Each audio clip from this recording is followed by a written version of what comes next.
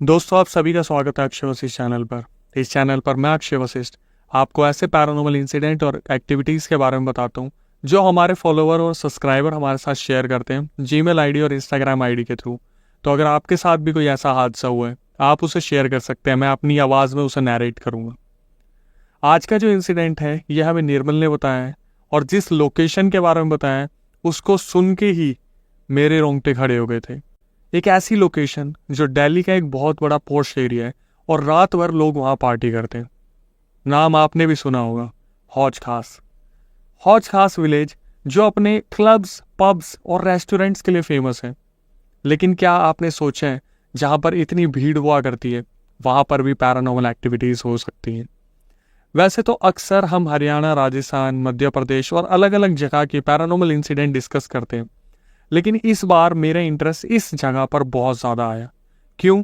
क्योंकि हौज खास मेरा अक्सर आना जाना होता है, जहाँ पर हम रात रात भर वहाँ कॉर्पोरेट में पार्टीज किया करते थे, अपने ऑफिस की तरफ से पार्टी किया करते थे और आज भी करते हैं। लेकिन ऐसा इंसिडेंट कभी हमने नहीं सुना था, लेकिन आज सुन रहा हूँ मैं, तो मुझे बहुत ज़्यादा शौक लग रहा है कि हम ऐसी लोकेशन के आसपास घूमा करते थे जो अपने आप में बहुत से ज़्यादा पैरानॉर्मल है। खैर, मैं इतना ज़्यादा अभी सस्पेंस क्रिएट नहीं करूँगा। वक्त ज़ाया ना करते हुए सीधा स्टोरी पे चलते हैं। निर्मल ने बताया, अक्षय भाई मैं अक्सर आपका कंटेंट रात को सुनता हूँ और मुझे बहुत चिल्स आती। तो उन्होंने हमारे कंटेंट को बहुत प्यार दिया, जैसे कि आप देते हैं। कंटेंट को ऐसे ही प्यार देते रहिए। अब आते हैं स्टोरी की तरफ। दोस्तों, निर्मल ने मुझे बताया कि ये स्टोरी उनके ग्रैंडफादर ने उन्हें बताई थी। ये घटना आज से 40 साल पहले हौज खास में हुई थी। उन्होंने बताया कि महाराष्ट्र से एक फैमिली दिल्ली मूव करती है अपने बिजनेस स्टार्ट करने के लिए, और उनका जो बिजनेस था वो मेडिकल इक्विपमेंट्स को हॉस्पिटल्स तक पहुंचाते थे। उन्होंने हौज खास में एक फ्लैट रेंट पे लिया था। उस फ्लैट में उनकी बहुत ज़्यादा बरकत हुई थी। उन्होंने एक साल में बहुत पैसा कमाया और उसके बाद उन्होंने सोचा कि क्यों ना हम अपने बिजनेस को एक्सपेंड करते हैं। तो उन्होंने हौज खास में एक ऐसा घर लिया जो बहुत ही ज़्यादा मनहूस था। वो घर आज भी हौज खास में, लेकिन उसके बारे में कोई बात नहीं करते हैं। और निर्मल ने मुझे भी यही बोला कि भाई उस घर के बारे में रिवील मत करना, क्योंकि शायद उसके ऑनर थोड़ी ऊंची पहुंच रखते हैं। तो निर्मल को कोई प्रॉब्लम ना हो, इसलिए हम उस घर को थोड़ा रिवील नहीं करेंगे, लेकिन इंसिडेंट मैं आपको पूरा बताऊंगा। निर्मल ने बताया कि उनके ग्रैंडफादर ने उन्हें बताया कि 40 साल पहले एक फैमिली उस घर में मूव करती है। एक साल बाद जब उनका बिजनेस एक्सपेंड होता है, वहां पर एक ग्राउंड फ्लोर था और एक फर्स्ट फ्लोर था।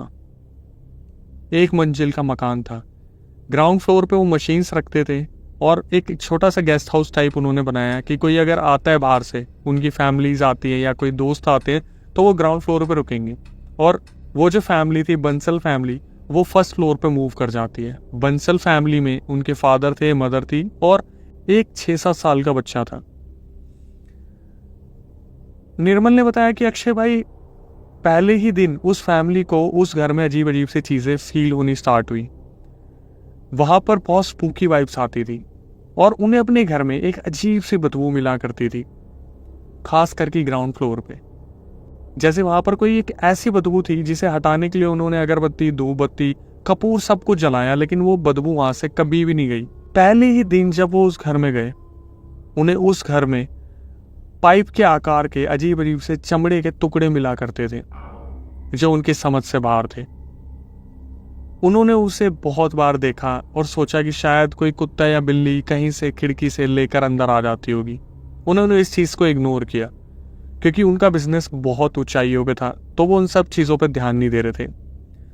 अक्सर रात को जो नीचे ग्राउंड फ्लोर पे बाथरूम था, वहाँ लैट्रिन पॉट से रोने की आवाज़ें आया करती थी, जिसको ये लोग ऑब्जर्व किया करते थे।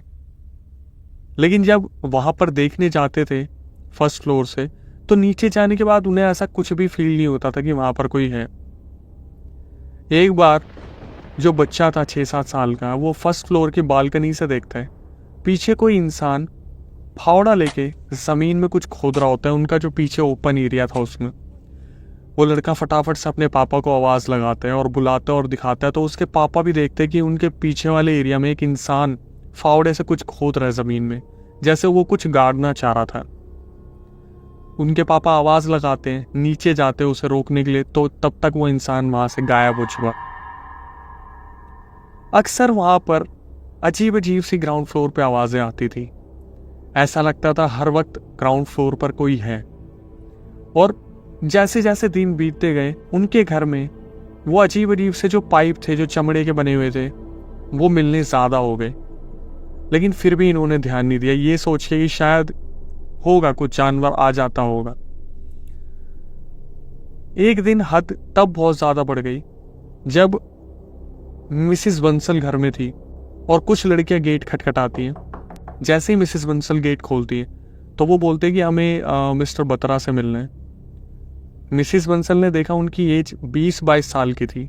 मिसिस बंसल ने उन लड़कियों से पूछा कि कौन मिस्टर बत्रा, किन बत्रा जी की आप बात कर रहे हो? तो वो लड़कियां बोली नहीं कुछ नहीं, और वहां से चली गई। अक्सर वहां पर ऐसा हुआ करता था कि अनजान तरीके से लड़कियां गेट खटखटाती थी और बत्रा जी के बारे में पूछती थी। और बंसल फैमिली इस चीज़ को देख के बहुत ज़्यादा इरिटेट हो चुकी थी, क्योंकि उन्हें इस बारे में कोई आइडिया नहीं था। जब वो कभी नीचे वॉशरूम को यूज़ करने जाते थे तो वॉशरूम की दीवारों पे हाथ लगाते थे, वो हमेशा ऐसी अजीब सी मिलती थी जैसे वहाँ पर पानी टपक रहा है। लेकिन हमेशा वहाँ पे कुछ ऐसा एसिड हुआ करता था जिसकी बदबू हमेशा वहाँ पर आया करती थी। लेकिन वो अपने बिजनेस में इतने ज़्यादा बिजी थे, इन्होंने इस चीज़ पर ध्यान नहीं दिया। ऑफ कोर्स इसलिए क्योंकि वो फर्स्ट फ्लोर पर रहा करते थे और ये सारी एक्टिविटीज़ ग्राउंड फ्लोर पे हुआ करती थी। उनका बच्चा हमेशा इस चीज़ को ऑब्जर्व किया करता था कि रात होते ही नीचे वाला जो वॉशरूम था उसका जो पॉट था उसमें से रोने की आवाज़ आया करती थी। एक दिन उस बच्चे का जन्मदिन आया और उस घर में बहुत सारे डॉक्टर्स आए। लाजमी है, बिजनेस ऐसा था तो डॉक्टर्स ही आएंगे। जब डॉक्टर्स वहाँ पे आए तो उन्होंने इस चीज़ को ऑब्जर्व करा। सोफे के पास वो जो पाइप पड़ा था चमड़े का, उन्होंने उसे उठाया और देखा और एकदम से बोले, बंसल जी यहाँ आइए ना।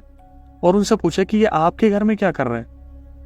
तो बंसल जी ने बोला कि यार ये तो अक्सर हमारे घर में पड़े मिलते हैं, कोई जानवर लेके आ जाता होगा, हमें कोई आइडिया नहीं है ये क्या है।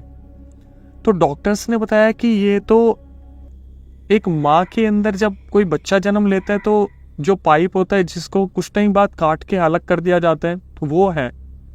और जिस हालत में ये है ये बहुत पुराना हो चुका है, मतलब जैसे अप्रोक्सीमेटली कुछ 8 महीने 1 साल पुराना लग रहे। तो बंसल जी देख के ये बहुत ज़्यादा हैरान हो जाते कि हमारे घर में ऐसी चीज़ें कहाँ से आ जाती। तो बंसल जी से रहा नहीं जाता। वहाँ पे जो डॉक्टर खड़े थे, बंसल जी उनके सामने सारी बातें उगल देते कि यार हमारे वॉशरूम में से रोने की आवाज़ आती है, कभी बैक साइड एरिया में कोई इंसान हमें कुछ खोदता हुआ दिखता है, कभी लड़कियां हमारे घर में आके बत्रा जी के बारे में पूछती हैं, और दीवार पे अजीब सी गीलापन मिलता है, और बाथरूम में हमेशा अजीब सी बदबू आती रहती है। तो डॉक्टर बाथरूम में जाते हुए बोलते ये तो वो एसिड है जो हॉस्पिटल में यूज़ होता है, ये आपके घर में क्या कर रहे हैं? बंसल जी उनके आगे हार मान लेते और बोलते कि आप लोग यहाँ पर बहुत पहले से रह रहे हैं, हम तो नए आए हैं, आप थोड़ा पता कीजिए ना कि यहाँ पे इस प्रॉपर्टी में है क्या ऐसा। वो डॉक्टर जाते हैं और अगले दिन वो उनके घर में वापस आते हैं और बताते आज से कुछ साल पहले ये एक हॉस्पिटल हुआ करता था, अबॉर्शन हॉस्पिटल, जहाँ पर लोग अलग अलग जगह से आके अपना अबॉर्शन करवाया करते थे गुप्त तरीके से।